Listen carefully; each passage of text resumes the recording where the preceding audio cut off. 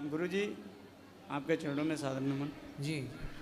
गुरुजी, मैं मुंबई से आया हूँ और खाली एक सवाल ये था कि मैं एक बार वृंदावन यहीं से घुमाने लाया बच्चों और पत्नी को, तो उन्होंने हमारे बिल्डिंग में भी भागवत होती है तो उन्होंने तुलसी माला धारण कर लिया। और वो मेरी 6 साल की बच्ची है और वो लहसुन और प्याज नहीं खाती है। जी। और मेरा ये सवाल है कि मैं कपड़े का व्यापार करता हूँ और मैं बाहर रहता हूँ, तो मेरा लहसुन प्याज छूटता नहीं, इस वजह से मैं तुलसी माला धारण नहीं किया हूँ।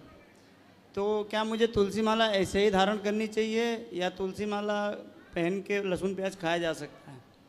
तुलसी माला पहनना चाहिए सबको। लहसुन प्याज तो आपका मन है तो छोड़ देना, नहीं तो धीरे धीरे छोड़ देना। तुलसी माला पर पहन लो। तुलसी की माला से लहसुन प्याज का कोई लेना देना नहीं है।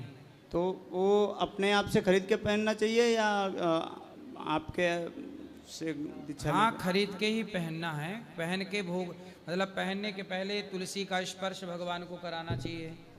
अच्छा। अब गुरुजी, एक और बात है। आपके एक बार मैं आपका प्रवचन देख के मेरा कला खुद से मैंने मिटाया, लेकिन मिटा नहीं है। क्या? आपने एक बार कहा था कि पत्नियां किसी की नहीं मानती हैं, तो मैं पत्नी को अगर बोल दूं कि आज सूरज पूरब से निकलने वाला तो पश्चिम की तरफ मुंह कर लेती है। मानती मुझे बहुत है लेकिन बात नहीं मानती है। आपको मानती है, आपकी नहीं मानती। जी जी। जी। तो फिर पत्नी के हिसाब से चलो। पत्नी पश्चिम की तरफ मुंह करे तो तुम उसके आगे बैठ के पूरब की तरफ मुंह कर लिया करो, तो आमने सामने हो जाएगा। झगड़े की छोटी वजह है कि सोना बहुत महंगा है और कुछ ना कुछ फरमाइश करते रह रही है महाराज, और मैं परेशान हो गया हूँ। सोना महंगा है और बोलती है कि लड़कियों का बनवा दो, अभी 2 लाख का बनवाया फिर बोलती है बनवा दो। तो इस बात में हर हफ्ते में 2 बार हो जाता है झगड़ा, और मैं मुंबई से इसीलिए भाग के आया कि मेरा पत्नी सोना के आभूषण बनवाती रहती है? नहीं, अपने मन का नहीं करती। मुझे इस समय महंगाई में मैं इन्वेस्ट करने के लिए सोना खरीदने के बाद करता हूँ, बोलती कान का बनवा दो, तो बहुत परेशानी लगती है मुझे। और कान का मतलब पत्नी अपने कान के लिए बोलती है? तो अभी उसके कान में नहीं है कुछ? नहीं, अभी 2 लाख का बनवाया था पिछले साल।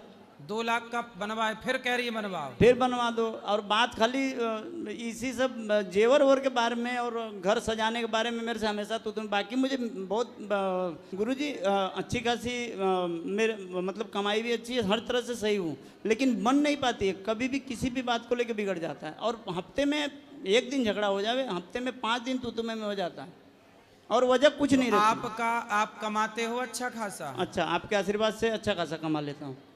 तो महीने का कितना कमा लेते हो? महीने का मिनिमम 1 लाख 1.5 लाख रुपया कमा लेता हूँ।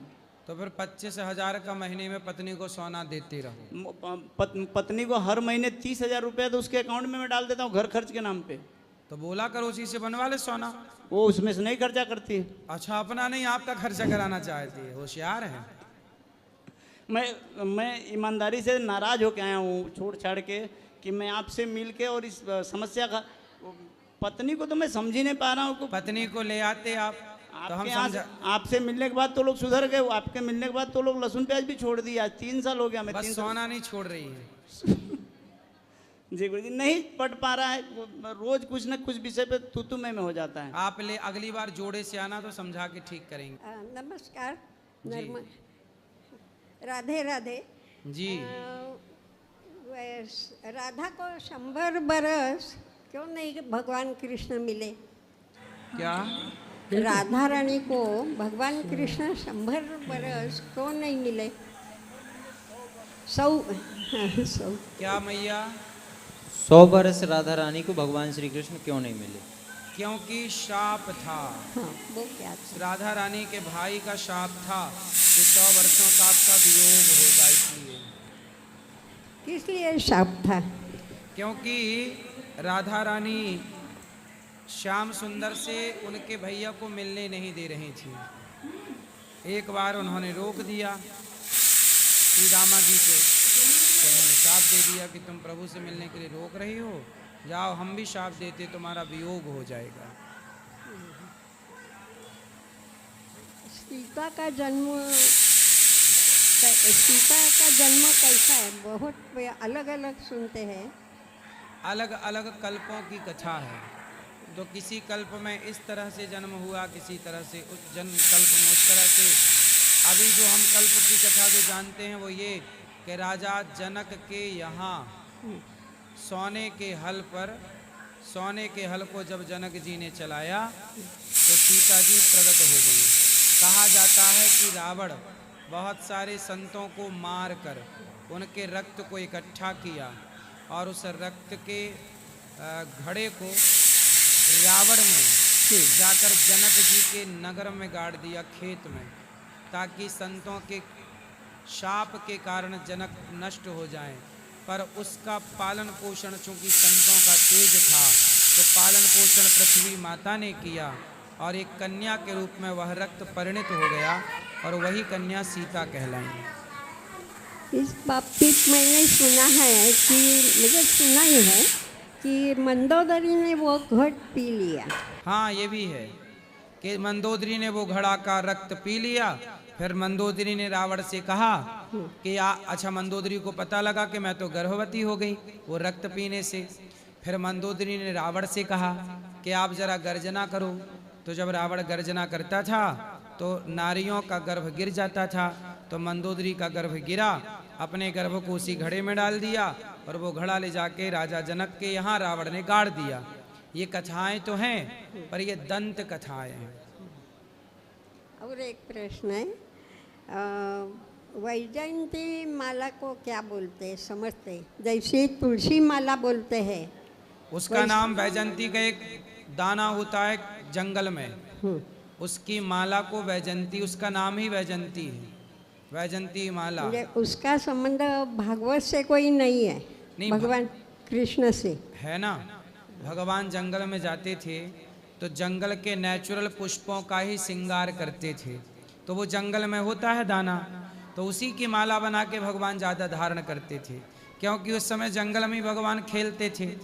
तो जंगल के ही पुष्पों का, दानों का श्रृंगार करते थे। तो वैजयंती की माला वही है। वैजयंती माला का मैंने जब सुना है तो अर्जुन और जयद्रथ ये दोनों में जब लड़ाई हो गई अभिमन्यु के पेश थे, वो उन्होंने एक अस्त्र मार दिया अर्जुन को और भगवान को लगा कि ये अस्त्र निश्चित अर्जुन को लगेगा और वो हो जाएगा, इसलिए रथ में वैसे बैठे ही वो ऐसे हो गई है। और वो तो जो अस्त्र था वो शंकर भगवान कृष्ण के पास आ गया और अस्त्र न लगाते ही उसकी माला बनकर श्री कृष्ण के गले में गई। ऐसा वो तो जब अर्जुन को कर्ण ने, और उसने जो आपने बताया, कई बार भगवान ने अर्जुन की रक्षा की, कई बार बाण माला बन के गले में चले गए, ये तो है। परंतु जो वैजयंती का दाना जंगल में पाया जाता है उसको ही वैजयंती कहते हैं। बाकी तो ये पुष्प बन कर के, हार बन के, माला और वो शस्त्र अस्त्र गले में चले गए तो ठीक बात है। कहते हैं ना, गले में वैजयंती माला बजावे मुरली मधुर बाला, ऐसे। और पैर क्यों छूते नहीं हैं? आप जैसे लोगों के पैर छूते नहीं, इसका कारण क्या है? कौन? सामान्य ऐसे बोलते हैं कि भगवान के पैर छुओ, कोई कोई संत पैर छुएते नहीं। ऐसा है, देखो, पैर केवल भगवान के छूने चाहिए और माता पिता के। माता पिता, पत्नी पति के पांव छुए, पति के, माता पिता के और भगवान के, इतनों के ही पैर छूने चाहिए। बाकी सबको दूर से प्रणाम करना चाहिए, स्पर्श नहीं करना चाहिए। पर आजकल किस किस को समझाएं, सब स्पर्श करना चाहते हैं, सब पांव छूना चाहते हैं। पांव केवल माता पिता के छूने चाहिए, पति के छूने चाहिए और भगवान को प्रणाम करना चाहिए। बाकी सबको दूर से प्रणाम करना चाहिए, स्पर्श नहीं करना चाहिए। समाधान हो गया। 84 कोर्स के लिए मैं आई थी, बहुत अच्छा लगा। राधे राधे। खुश रहिए। राधे राधे गुरुजी। जी गुरुजी, ये बताता मेरे को कि मैं मंगलिक हूँ। मंगलिक हूँ तो किसी ने ये बोला कि आप रुद्राज पहनो। पहन लो जी, पहन लो। रुद्राज कौन सा पहना जाएगा? कौन सा मतलब कौन सा? मुखी? जी जी। बाजार में 6, 5, 7 8 यही मिलते हैं? जी जी जो मिल रहे हैं पहन लो। जी राधे। और जी बच्चा है ना, मैं पढ़ाई का कहना नहीं मानता, पढ़ाई नहीं कर रहा है। बेटा पढ़ो, पढ़ाई तो करनी चाहिए आपको। कहना कुछ सुन ही नहीं दिया मेरा। बात कराओ। ले। जी गुरुजी राधे राधे। क्या नाम है आपका? राघव। राघव। जी वाह, नाम बहुत अच्छा है। राघव काहे नहीं पढ़ते बेटा? अभी मम्मी का काम नहीं चलता है तो इसलिए नहीं पढ़ रहे अभी। तो मम्मी का काम चल रहा है, तुम्हारा क्या काम चल रहा है? मम्मी नहीं पढ़ा रही हमें। मम्मी नहीं पढ़ाती? क्यों? मम्मी नहीं, मैया। राधे गुरुजी, क्या है, इनके पापा जी की डेथ हुई ना, जब से काम नहीं कर पा रही हूँ और काम मेरे को मिल नहीं रहा है। तो आप पढ़ा ही नहीं रही हो, फिर शिकायत कर रही हो बच्चा पढ़ता नहीं है। नहीं गुरुजी, पढ़ लिया था, घर में ही पढ़ सकता है चाहे तो। स्कूल घर में नहीं जाता है? कॉपी किताब नहीं है। स्कूल नहीं जाता? नहीं, क्यों? अभी नहीं जा रही है, उसके पापा की डेथ हुई ना, जब से नहीं जा रही है। अरे तो पापा की डेथ हो गई, चलो ये तो बहुत गलत हुआ, परंतु उसको स्कूल तो जाने दो। आप कमाओ और बच्चे को पढ़ाओ। नहीं, मेरा क्या है, भोपाल में हूँ, रहती थी, तो मैं 8 साल से इधर ही रह रही हूँ। कहीं भी रहो, जी। पर बच्चे कितने हैं आपके? एक ही है। तो पढ़ाओ ना उसको। जी। मेहनत करो, काम करो। कितना कमा लेती हो आप? मैं कम से कम 7-8 हज़ार रुपये कमा लेती हूँ। तो फिर बच्चे को तो पढ़ाओ जी राधे। और मेहनत करो। सिलाई करती हो? नहीं, हैं? झाड़ू पोछा काम करती हूँ। कुछ भी ठीक है, पर बच्चे को पढ़ाओ। जी राधे। ठीक है, जी। उसका जीवन ना खराब हो। जी राधे राधे गुरुजी, दासी का कोटि कोटि नमन। गुरुजी, मेरा एक क्वेश्चन ये है, जैसे अब स्टार्टिंग में माला दी थी आपने 11 की मैंने, तो फिर मेरा थोड़ा इंटरेस्ट बढ़ा, मैंने 21 करी, तो मुझे थोड़ा साक्षात्कार हुआ भगवान का, अच्छा लगा, फिर मैंने वो 51 कर दी। सही है। अब वो कभी छूटती है ना तो मन में बड़ा अजीब लगता है। तो क्यों छोड़ना है? जैसे परिवार भी है, घर है, तो बहुत ज़्यादा 1 घंटा लग जाता है, 1-1.25 घंटा। अच्छा है, आपको साक्षात्कार हो रहा है जब के बल से, ये बड़ी बात। जी आप करते रहो, कहीं भी जाओ, आने जाने में जो समय है उस समय में करते रहा करो। तो पहले जब मैं 21 करती थी ना, तब मैं बोल के करती थी, तो आपने बोला अंदर ही चलना चाहिए, तो अंदर करती हूँ तो मेरा मन भटकता है। बोल के करो, क्या दिक्कत? बोल के करूँ? हाँ ठीक है गुरुजी। और गुरुजी एक क्वेश्चन, जैसे माला छूट गई कहीं, जैसे अभी अपने ससुराल गई तो माला छूट गई, तो फिर मैं कैसे करूँ? दूसरी ले लो। अच्छा, 2 से दूसरी से कर सकते हैं।